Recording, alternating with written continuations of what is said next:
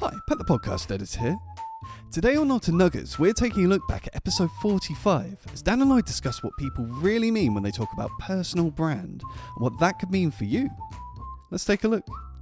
What do we actually mean when we talk about building a personal brand? I think the most simple way to explain it is it's your reputation.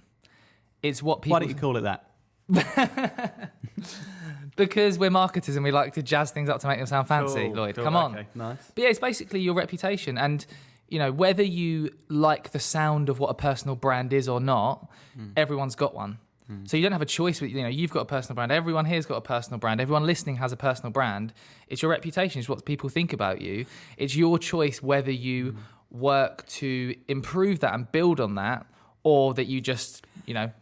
Do you know what? I think there are... I was going to say old school business owners or like people in business, but maybe not all old school, just people that like think it's cringy, say, I'm not going to build my personal brand. What's that all about?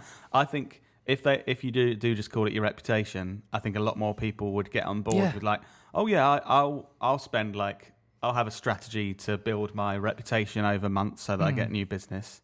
Ultimately, we're all salespeople. We're all trying to convince other human beings to do what we want them to do. If you're trying to look for a promotion in your job, you're a salesperson trying to convince your manager to promote you. If you're looking for people to donate to your charity, you're a salesperson trying to get people to donate to that charity. And it's your reputation that is going to influence whether those people do what you want them to or not. If you have a better reputation, then they're more likely to listen to you. Reputation is personal brand. I think... Thinking about it on like that smaller scale as well, rather than like, because when I hear personal brand, I have to admit, I think of a few kind of wanky business people online where it's all about them, and they're like, "Oh yeah, I'm so cool, and I've got this Lamborghini I drive to my office with, but you know, it's not about money, but look at my money," and stuff like that. Yeah. And that's where I think it, in my mind, I sometimes have a bit of a negative view of building personal brand, and I think of people like that.